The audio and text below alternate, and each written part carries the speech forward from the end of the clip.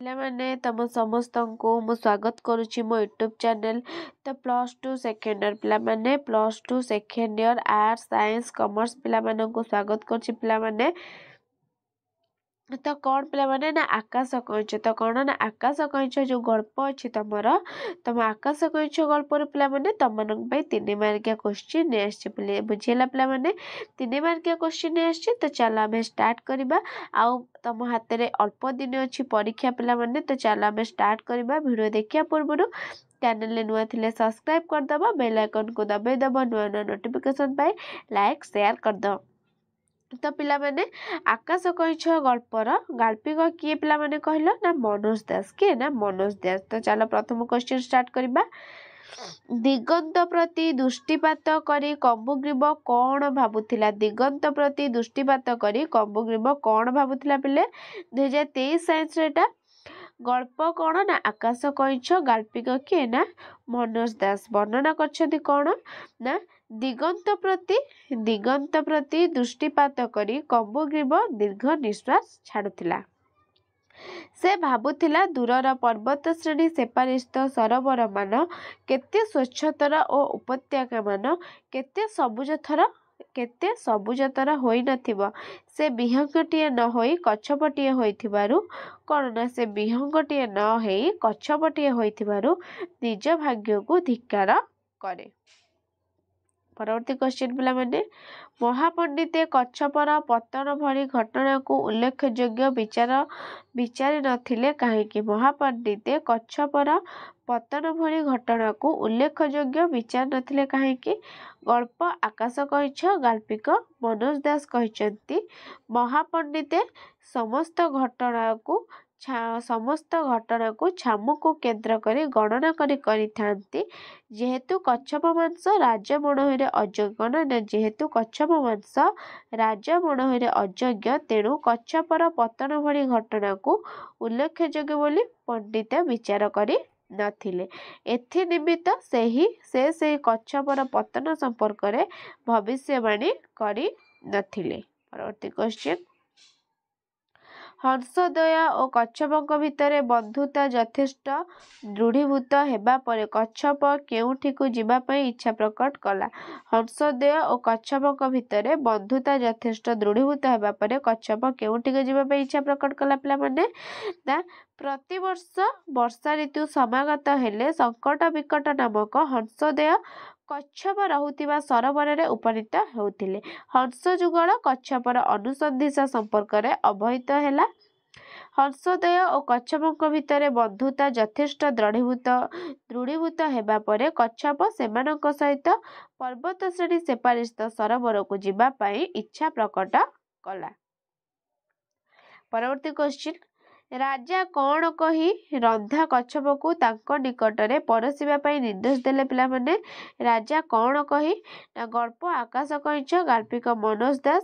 ରାଜା ବୁଦ୍ଧୁ ହେଲେ ଚଳିବ ନାହିଁ, ତେଣୁ ରାଜ ପରିବାର ପବିତ୍ର ପରମ୍ପରାକୁ ଭଙ୍ଗ କରି ଅସମ୍ଭବ ହେଲେ ମଧ୍ୟ ସମଗ୍ର କଚ୍ଛପଟିକୁ ଖାଇଦେଇ ସେ ବୁଦ୍ଧୁ ବ୍ୟାଧିରୁ ମୁକ୍ତ ହେବା ନିହାତି ଜରୁରୀ। ଏହା କହି ରାଜା ରନ୍ଧା କଚ୍ଛପକୁ ତାଙ୍କ ନିକଟରେ ପରଶିବା ପାଇଁ ସେ ପାଚକକୁ ନିର୍ଦ୍ଦେଶ ଦେଲେ।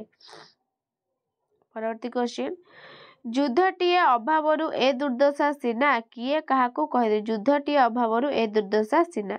ରାଜା ବିଦେଶୀ ରାଜଦୂତଙ୍କୁ ମାସଟିଏ ସମୟ ଦେଇ ତାଙ୍କ ରାଜ୍ୟରେ ସୁଲଭ ଥିବା ମଇଁଷି ଆକାଶର ବିହଙ୍ଗରୁ ହଳେ ନେଇ ଆସିବାକୁ ନିର୍ଦ୍ଦେଶ ଦେଇଥିଲେ। ତାହା ନହେଲେ ଯୁଦ୍ଧ କରିବାକୁ ଧମକ ଦେଇ ସେ ଦୂତକୁ କ'ଣ ନା ସୂଚାଇ ଦେଉଥିଲେ ଯେ ଦୀର୍ଘ ଦିନ ଧରି ଯୁଦ୍ଧଟିଏ ଅଭାବରୁ ତାଙ୍କ ସୈନ୍ୟମାନେ ମୋଟେଇ ଯାଇ ଗଣ୍ଠିପାତ ରୋଗ ଭଳି ଦୁର୍ଦ୍ଦଶା ଭୋଗୁଛନ୍ତି। ପରବର୍ତ୍ତୀ କ୍ୱେଶ୍ଚିନ୍, ଗାଈଆଳ ପିଲାମାନେ ଆକାଶମାର୍ଗୀୟ ଘଟଣାଟିକୁ ଦେଖି କ'ଣ କଲେ? ଗାଈଆଳ ପିଲାମାନେ ଆକାଶମାର୍ଗୀୟ ଘଟଣାକୁ ଦେଖି କ'ଣ କଲେ? ନା ଗାଈଆଳ ପିଲାମାନେ ଆକାଶମାର୍ଗୀୟ ଅଭିନବ ଘଟଣାଟି ଦେଖି ଯଥାଶକ୍ତି ହାତତାଳି ଦେଇ କଚ୍ଛପବାହୀ ହଂସମାନଙ୍କ ସହ ତାଳ ରଖି ଦୌଡ଼ିଲେ। ନଈ ତୀର ଯାଏ ସେମାନେ ଦୌଡ଼ି ଯିବା ପରେ ବାଧ୍ୟ ହୋଇ ଅଟକି ଯାଇଥିଲେ। କମ୍ବୁଗ୍ରୀବ ସେମାନଙ୍କ ଅଟକି ଯିବା ଦେଖି ନିଜେ ହାତତାଳି ଦେବାର ପ୍ରେରଣା ଅନୁଭବ କରୁଥିଲା।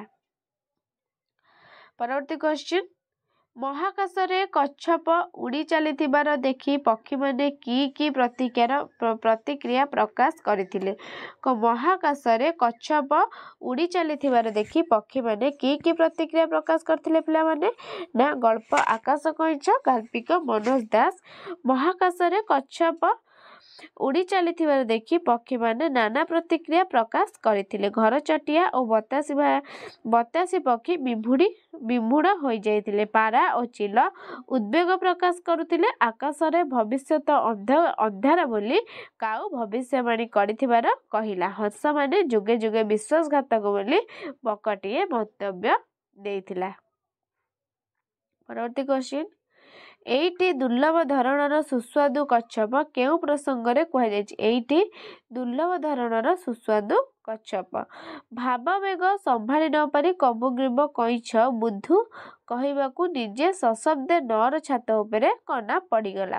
ଚକ୍ରାକାରରେ କଚ୍ଛପକୁ ଘେରି ସଭାସଦ୍ବର୍ଗ ଚମତ୍କୃତ ହୋଇ ଅନାଇ ରହିଲେ। ଦରବାରର ପ୍ରଧାନ ବିଶେଷଜ୍ଞ ଭୋଜନପ୍ରେମୀ କହିଥିଲେ ଯେ ଏଇଟା ହେଉଛି ଦୁର୍ଲଭ ଧରଣର ସୁସ୍ୱାଦୁ କଚ୍ଛପ। ପରବର୍ତ୍ତୀ କ୍ୱେଶ୍ଚିନ୍, ଘୁଷୁରିମାନେ ଉଡ଼ିବା ସମ୍ପର୍କରେ ବିଦେଶୀ ରାଜଦୂତ କ'ଣ କହିଛନ୍ତି? ଘୁଷୁରିମାନେ ଉଡ଼ିବା ସମ୍ପର୍କରେ ବିଦେଶୀ ରାଜଦୂତ ପିଲାମାନେ କ'ଣ କହିଛନ୍ତି? ନା ଗଳ୍ପ ଆକାଶ କଇଁଛ ଗାଳ୍ପିକ କିଏ? ନା ମନୋଜ ଦାସ କହିଛନ୍ତି। ଘୁଷୁରିମାନେ ଉଡ଼ିବା ସମ୍ପର୍କରେ ବିଦେଶୀ ରାଜଦୂତ କହିଛନ୍ତି ଯେ ତାଙ୍କ ରାଜ୍ୟରେ ଥରେ ଥରେ ଗୋଟିଏ ଘୁଷୁରି ଉଡ଼ିଯିବାର ଦେଖାଯାଏ। ସେମାନେ କ'ଣ ନା ପକ୍ଷବନ୍ତ ନୁହନ୍ତି, କିନ୍ତୁ ତାଙ୍କ ରାଜ୍ୟରେ ମଇଁଷି ଭଳି ବୃହତ୍କାର ବିହଙ୍ଗମାନେ ଅଛନ୍ତି। ଘୁଷୁରି ଉଡ଼ାଇ ନେବା ସେହିମାନଙ୍କର ସଉକ। ପରବର୍ତ୍ତୀ କ୍ୱେଶ୍ଚିନ୍, ବିମୁଗ୍ଧ କଳ୍ପନାଲୋକରେ କମ୍ବୁଗ୍ରୀବ କ'ଣ ଦେଖାଯାଏ? ବିମୁଗ୍ଧ କଳ୍ପନାଲୋକରେ କମ୍ବୁଗ୍ରୀବ କ'ଣ ଦେଖାଯାଏ ପିଲାମାନେ? ନା ଗଳ୍ପ କ'ଣ? ନା ଆକାଶ କଇଁଛ ଗାଳ୍ପିକ ମନୋଜ ଦାସ କହିଛନ୍ତି। ବିମୁଗ୍ଧ କଳ୍ପନାଲୋକରେ କମ୍ବୁଗ୍ରୀବ ଭଳିକି ଭଳି ଅଜବ ଦୃଶ୍ୟ ଦେଖେ। ଗୀତ ବୋଲି ପାରୁଥିବା ଗଛଲତା, ମେଘମାଳା ଭିତରୁ ସିଧାସଳଖ ଝରି ଆସୁଥିବା ମାତରଙ୍ଗୀ ନଦୀ, ପ୍ରଶସ୍ତ ସଦନରେ ଏକତ୍ରିତ ସ୍ୱନାମଧନ୍ୟ ନର ଓ ବାନରବର୍ଗ ମଧ୍ୟରେ କ'ଣ ନା ଲାଙ୍ଗୁଳର ଉପଯୋଗିତା ସମ୍ପର୍କରେ ତର୍କସଭା ଇତ୍ୟାଦି। ପରବର୍ତ୍ତୀ କ୍ୱେଶ୍ଚିନ୍, ବର୍ଷା ଋତୁ ହେଲେ କମ୍ବୁଗ୍ରୀବ କାହାର ଆଗମନକୁ ଅପେକ୍ଷା କରିଥାଏ ପିଲାମାନେ? କାହାର? ନା ତମେ ଜାଣିଥିବ ବର୍ଷା ଋତୁ ହେଲେ କମ୍ବୁଗ୍ରୀବ କ'ଣ ସଙ୍କଟ ବିକଟ ଆଗମନ। ନା ଏଇଟା ହେଉଛି ତା ଆନ୍ସର ପରଫେକ୍ଟ, କିନ୍ତୁ ତମେ 3 ମାର୍କିଆ କେମିତି ଲେଖିବ ସେମିତି ଲେଖିବ, ବୁଝିହେଲା? ଏଇଟା ତ ତମକୁ 1 ମାର୍କ ଦିଆହବ। ବର୍ଷା ଋତୁ ହେଲେ କ'ଣ କେମିତି 3 ମାର୍କିଆ ଲେଖିବା ପିଲାମାନେ? ଗଳ୍ପ ଆକାଶ କଇଁଛ ଗାଳ୍ପିକ ମନୋଜ ଦାସ ବର୍ଣ୍ଣନା କରିଛନ୍ତି। ପ୍ରତିବର୍ଷ ବର୍ଷା ଋତୁ ସମାଗତ ହେଲେ ସଙ୍କଟ ବିକଟ ନାମକ 2 ଗୋଟି ହଂସ ସରୋବରକୁ ଆସନ୍ତି। ପର୍ବତଶ୍ରେଣୀ ସେପାରିର ଏକ ବୃହତ୍ତର ସରୋବରକୁ ଯିବା ମାର୍ଗରେ ସେମାନେ ସେଠାରେ ସପ୍ତାହକ ପାଇଁ ବିଶ୍ରାମ କରନ୍ତି। ଗଭୀର ଆଗ୍ରହ ସହାୟକରେ କମ୍ବୁଗ୍ରୀବ ସେମାନଙ୍କର ଆଗମନକୁ ଅପେକ୍ଷା କରିଥାଏ। ପରବର୍ତ୍ତୀ କ୍ୱେଶ୍ଚିନ୍, କେଉଁ ପରୀକ୍ଷାମୂଳକ ପଦକ୍ଷେପ ନେବା ସମ୍ପର୍କରେ ହଂସଯୁଗଳ ରାଜି ହୋଇଥିଲେ? କେଉଁ ପରୀକ୍ଷା?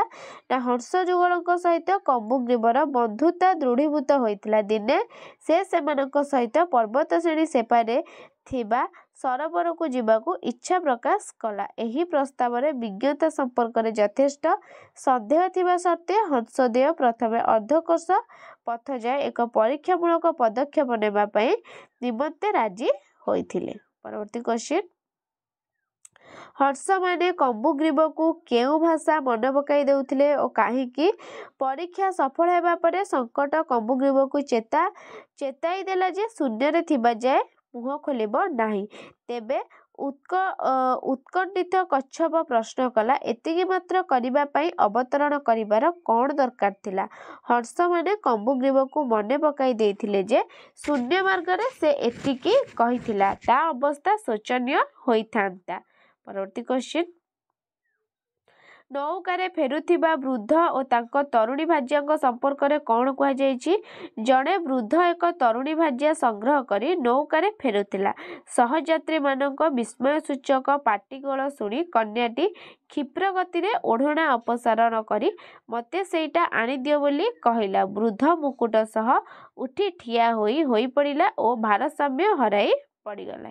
ପରବର୍ତ୍ତୀ କ୍ୱେଶ୍ଚିନ୍, कच्छप आड़कू दृष्टिपात करी ता संपर्क रे राजा कौन कहले पिले ना मनोज दास होइचंती गल्प गाल्पिक आकाश कइंच गल्पर कच्छप आड़कू दृष्टिपात करी ता संपर्क रे राजा कहिथिले जे कच्छपटी बहु रोग और दोष दुर्बलतार महौषध ताहाकू रंधन करी पीड़िता मानकू देबार व्यवस्था करा जिवो तेणु से मुख्य पाचक को ताहाकू नै तत्क्षणात रंधन करबाकू निर्देश देले।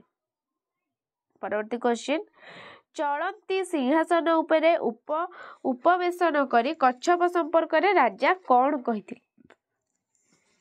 कहिथिले पिला माने ना गल्प आकाश कइंच गाल्पिक मनोज दास चलंती सिंहासन उपरे उपवेशन करी कच्छप संपर्क रे राजा कहिथिले जे जहार सर्वाधिक प्रयोजन कच्छप ताकू ही मिलिब से कथा से देखिब तेबे जीव शून्यरू खसिला बेले किछि गोटे कहिबार से शुणिथिला सेही कथाटी कौन ताहा से बृहत्तम कर्ण संबलित सभासद वर्गଙ୍କୁ कौन सभासद मानकू प्रश्न कले। परवर्ती क्वेश्चन विदेशी राजदूतଙ୍କୁ राजा केउथिपाई मासटीए कौन समय देइथिले केउथिपाई ना राजा विदेशी राजदूतଙ୍କୁ तांको राज्य रे थिबा महिषी आकार रे विहंग को हळे आनिबा पई मासटीए समय देइथिले नहेले तांको राज्य और राज्य एक तालुका रे परिणत हेबो दीर्घ काल धरि कोनोसी कौन ना युद्ध होई नथिबारु सैन्य माने मोटेई जाउछंती ओ गंठीपात भोगुछंती। तो पिला माने तमनकर एतिकी थिला आकाश कइंचर 3 मार्क क्वेश्चन आंसर पिला माने। तो वीडियो टी भल लागितले लाइक शेयर सब्सक्राइब कर दबो। रहूची धन्यवाद।